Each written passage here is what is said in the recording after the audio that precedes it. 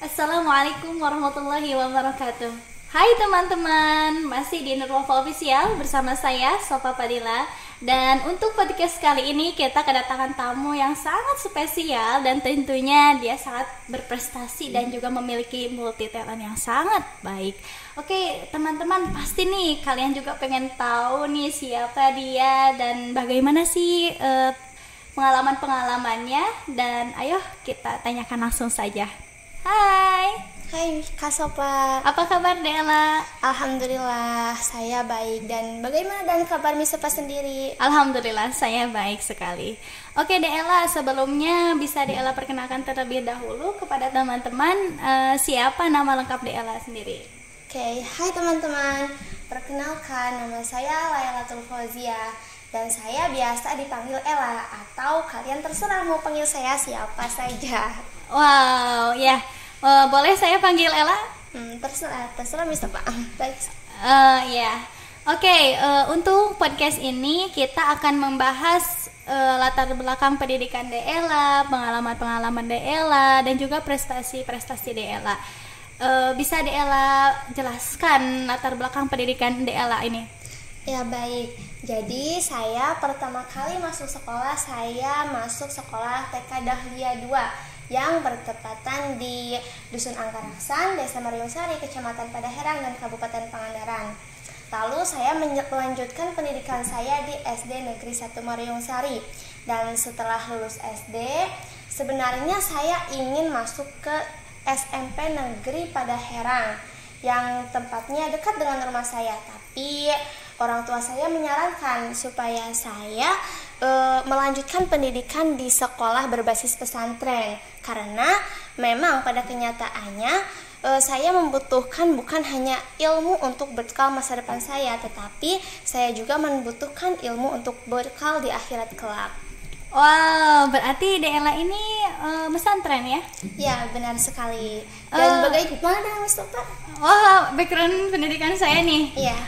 Untuk background pendidikan saya, awal mula saya belajar di sekolah SD ya, sekolah SD SDN Cikawung, terus dilanjutkan ke SMP Gunung Hideng, dan di sana saya juga mesantren di Pondok Pesantren Nurwafa, dan saya melanjutkan ke SMA Nurwafa di Pondok Pesantren Nurwafa juga. Dan ya saya sudah mesantren sekitar mau 6 tahun. Wah, ternyata sudah lama ya Mister Pesantren. Iya, benar sekali.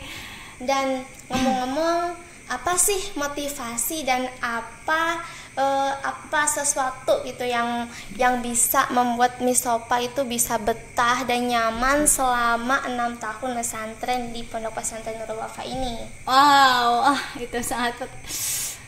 itu sangat mengingatkan kepada pengalaman saya ya saat saya awal mula pesantren di Pondok Pesantren Nurwafa. Ya, siapa yang mau tinggal di tempat orang lain, tetapi saya memiliki tujuan yang sangat tinggi, yaitu untuk mencari ilmu, mau itu ilmu agama ataupun misalkan ilmu pengetahuan yang lainnya. Namun awalnya saya pernah merasa tidak betah di pesantren karena ya itu pertama kali untuk saya, dan saya tidak kenal orang lain, tetapi di sana saya menemukan banyak sekali teman, dan akhirnya saya itu bisa betah di pesantren. Ya, awal mula saya merasa canggung dengan teman saya, namun mereka terus mengajak saya dan juga menemani saya ya. Ada satu hal yang sangat begitu membahagiakan buat saya, dan itu sangat terkenang buat saya sendiri di saat saya mau makan bersama dengan teman-teman saya. Pas waktu itu ada 15 orang teman terbaik saya, dan waktu itu saya bersama teman-teman saya itu mau makan siang ya. Kami itu menyiapkan satu tempat dan itu untuk 15 orang. Ternyata banyak sekali ya. Ya, kamu pikir itu bakal cukup nggak buat 15 orang? Saya pikir sih tidak cukup, tapi saya tidak tahu. Dan bagaimana cerita tersebut? untuk 15 orang, terus satu tempat nasi, dan ya nasinya cukup banyak sih, tapi wow, untuk 15 orang itu sangat menyusahkan kita untuk makan ya. Namun itu bisa sangat cukup untuk kita karena kita mau makan dalam waktu 2 menit secara berebutan. Dan tapi yang saya dapatkan itu keharmonisannya. Belum tentu ya kita bisa sedekat itu dengan teman-teman kita di tempat lain. Jadi apapun yang kita dapatkan di pesantren belum tentu kita dapatkan di luar pesantren. Jadi itu sangat-sangat memberikan suatu pengalaman baik sekali buat saya. Iya, ternyata di pesantren selain kesedihan, kesulitan yang kita dapatkan untuk melatih diri kita menjadi lebih mandiri, ternyata kita juga mendapatkan banyak kebahagiaan yang memang hanya bisa kita rasakan jika kita mengalami tinggal di pondok pesantren ya. Iya, benar sekali. Ngomong-ngomong, Dela juga punya pengalaman yang sangat luar biasa nih sama teman-teman di pesantren. Saya pikir saya juga mengalami apa yang dirasakan oleh Misafa tersebut seperti tadi. Wah, benar? Ya, saya pernah mengalami hal tersebut. Dan memang sering sebenarnya, tetapi ya sama seperti apa yang Misafa rasakan, saya pikir pengalaman tersebut memang benar-benar hanya kita rasakan di pondok pesantren. Apa artinya teman, bagaimana kehidupan bersama orang banyak yang memang berbeda-beda latar belakang. Tetapi dalam satu tempat, yaitu di pesantren, kita bisa menyatukan satu pikiran menjadi satu tujuan yang sama, yaitu untuk berjuang mencari ilmu dan untuk mewujudkan masa depan yang sudah menjadi tujuan kita dari semenjak kita kecil sampai sekarang. Wah, itu sangat benar sekali. Ngomong-ngomong, Dela, pernah Dela ikut berbagai perlombaan saat Dela di pesantren atau misalkan pas Dela waktu SD? Ya, memang sebenarnya ada beberapa perlombaan yang saya ikuti, baik saat saya tinggal di pesantren ataupun sebelum saya pesantren. Misalnya seperti calistung, atletik, puisi, pidato, dongeng, menggambar, menari, dan lain sebagainya. Nah, saat saya di pesantren mungkin sebuah perlombaan yang sangat sering saya ikuti adalah perlombaan pidato.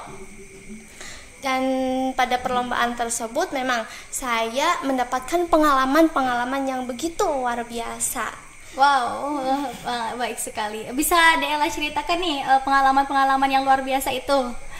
Nah, jadi ada suatu waktu saat saya mengikuti dua perlombaan yang sama dua perlombaan dalam satu waktu yang sama. Jadi pada hari tersebut saya mengikuti perlombaan yang diadakan oleh pesantren dan juga perlombaan yang diadakan oleh sekolah.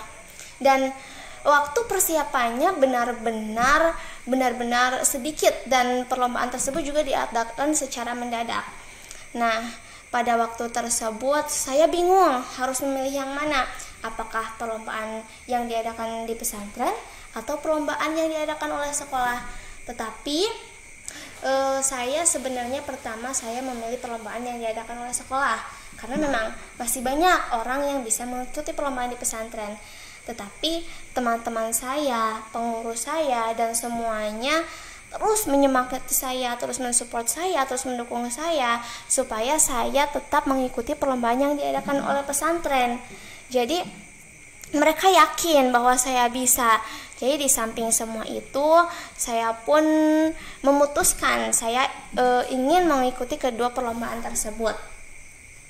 Wow, itu perlombaan yang sangat baik ya, dan itu sangat mengapresiasi Dela sendiri. Ngomong-ngomong, Dela, apa sih perlombaan yang begitu luar biasa bagi Dela sendiri? Saya pikir perlombaan yang begitu luar biasa yang memang benar-benar memberikan pengalaman yang sulit untuk dilupakan, perlombaan tersebut adalah ketika saya mengikuti perlombaan pidato yang di sekolah. karena pada saat tersebut sebenarnya perlombaan tersebut dilaksanakan pada waktu yang bersamaan dengan perlombaan yang diadakan di pesantren, yaitu pada hari Sabtu, dan perlombaan yang diadakan di pesantren berlangsung pada malam minggunya. Pada waktu tersebut saya benar-benar pusing karena memang waktu perlombaan tersebut itu bentrok ya, bisa kita bilang bentrok, karena selain dari waktu persiapan yang sedikit, lalu judulnya juga berbeda dan cara-cara pembawaannya juga berbeda, dan waktu yang saya dapatkan untuk berlatih juga benar-benar sedikit dan bentrok dengan kegiatan yang ada di pesantren. Tetapi di samping semua itu saya mendapatkan dukungan dan semangat dari guru-guru saya, dari teman-teman, dari pengurus, dan semuanya yang ada di sekitar saya mendukung saya dan yakin bahwa saya bisa mengikuti kedua perlombaan tersebut. Dan saya pikir, jika mereka yakin, kenapa saya tidak yakin? Kenapa saya tidak mau mengikutinya? Dan kenapa saya harus mengundurkan diri jika mereka yakin saya bisa?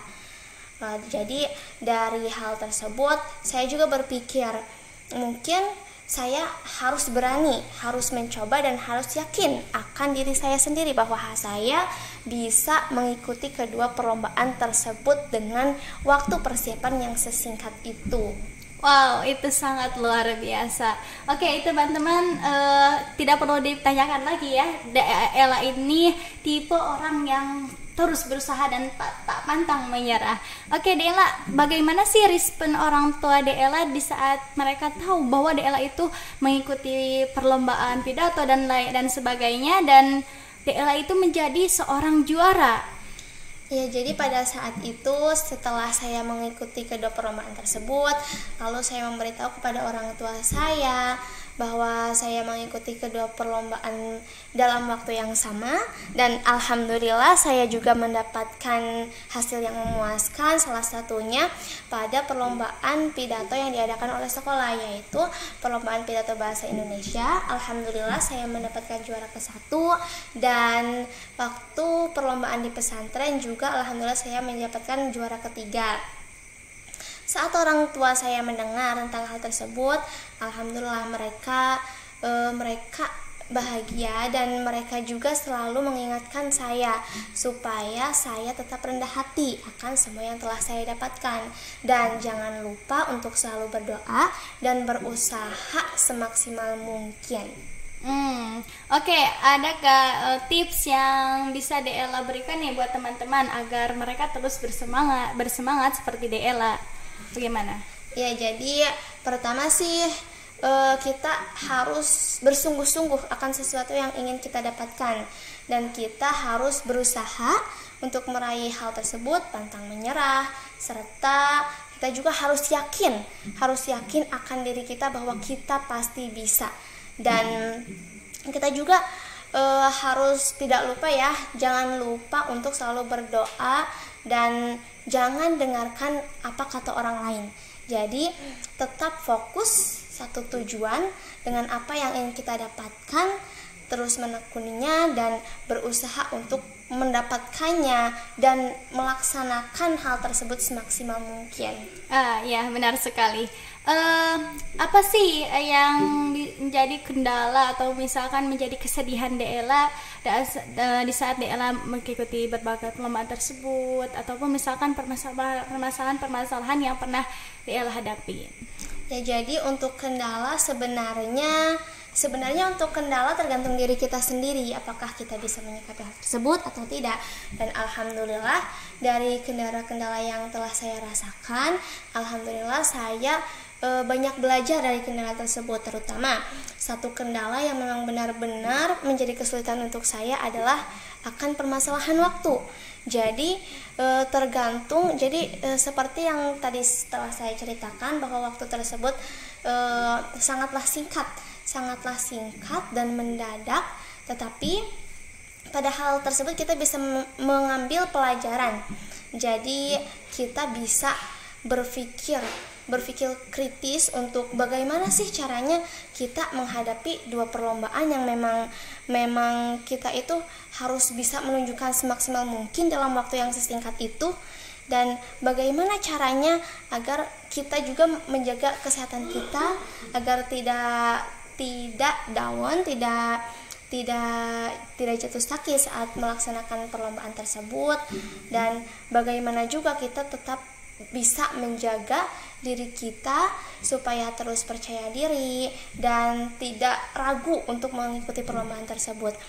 Jadi dalam perlombaan dengan waktu sesingkat itu ya banyak pelajaran banyak sekali yang saya dapatkan dari pengalaman tersebut. Oh ya, saya mengerti.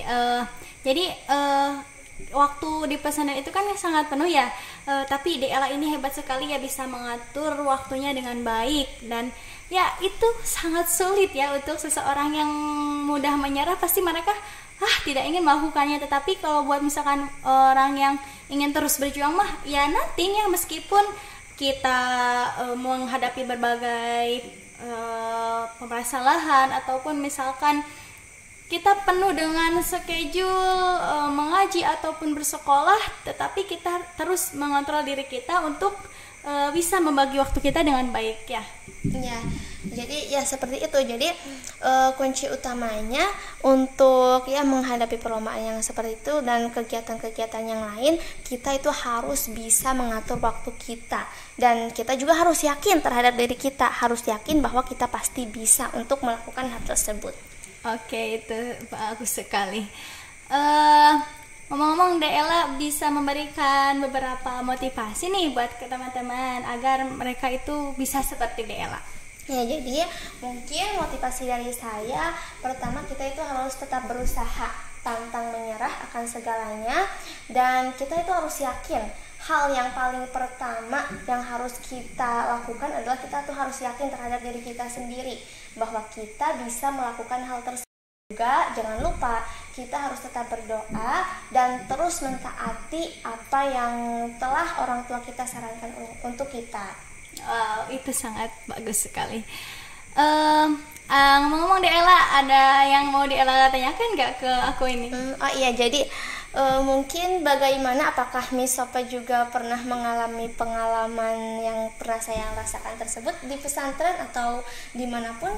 Oh, pengalaman saya saat saya di pesantren, ya untuk pertama kali ya saya punya pengalaman yang sangat luar biasa, di mana saya mengikuti lomba spelling bee di pondok pesantren saya sendiri, dan itu pertama sekali untuk saya, dan wow, itu membuat saya deg-degan dan juga gugup. Saya tidak tahu nih bagaimana harus berbicara, bagaimana harus menjawabnya, bagaimana harus pokoknya harus menghadapi beberapa penonton, dan itu sangat mengetes mental saya dengan cukup luar biasa. Namun saya mendengar sorakan teman saya bahwa mereka memberikan suatu semangat yang luar biasa, itu menjadikan diri saya, saya itu harus benar-benar ya harus bisa. Saya harus berusaha dan saya harus membuktikan kepada teman-teman saya bahwa saya itu bisa, dan alhamdulillah saya mendapatkan juara ketiga di lomba spelling bee tersebut. Dan di saat itu teman-teman saya begitu menyambut saya dengan sangat baik, dan waktu itu ya saya menangis karena juri-juri yang saya temui, mereka memeluk saya langsung karena ya mereka lihat pas pertama saya naik panggung saya nervous, dan mereka juga cukup khawatir apakah saya bisa menjawab pertanyaan dengan baik ataupun tidak, tetapi saya mampu membuktikannya bahwa saya bisa menjawabnya dengan baik. Dan ya tetap kunci yang terbaik adalah kita itu terus mencoba ya. Setelah itu saya bisa mengikuti berbagai perlombaan karena saya berlatih bahwa mentality saya itu bisa dirubah. Saya bisa menjadi orang yang lebih confident ya, lebih berani dalam mengikuti berbagai perlombaan. Terus ngomong-ngomong, ada nggak sih seseorang yang benar-benar memberikan motivasi terhadap diri Miss Sofa tersebut sehingga bisa menjadi seperti ini? Tentu sekali. Ya, banyak sekali orang yang memotivasi saya. Tentunya orang yang paling memotivasi saya itu guru saya dan juga orang tua saya. Ya, banyak sekali yang guru saya katakan dan juga orang tua saya katakan bahwa meskipun kita menghadapi berbagai cobaan, meskipun kita menghadapi berbagai masalah ataupun yang lainnya, kita tidak pernah tidak boleh menyerah dan kita terus berusaha. Dan ya, saya masih ingat guru saya pernah mengatakan bahwa don't listen what other people say. Jadi jangan dengarkan apa yang orang lain katakan. Jadi meskipun mereka berbicara kita itu buruk, ini itu salah ya, ini itu harusnya kayak gini ya, ini justru ya itu koreksi buat saya untuk lebih baik, tetapi bukan menjadi penyebab buat saya untuk saya menjadi seorang yang menyerah, menjadi ya down, tapi menjadikan diri saya untuk terus berusaha untuk melakukan yang terbaik. Ya, ternyata sangat memotivasi ya kata-kata guru Miss Sofa tersebut. Iya, benar sekali. Oke, Deella, mungkin ya kita sudah di akhir waktu ya. Mungkin untuk perbincangan malam ini sudah cukup, dan makasih ya untuk Deella udah datang ke podcast ini. Dan ya, saya Sofa Fadila pamit undur. Oke, Deella, untuk malam ini dicukupkan sekian. Makasih ya untuk datang ke podcast ini, dan makasih juga Miss Sofa.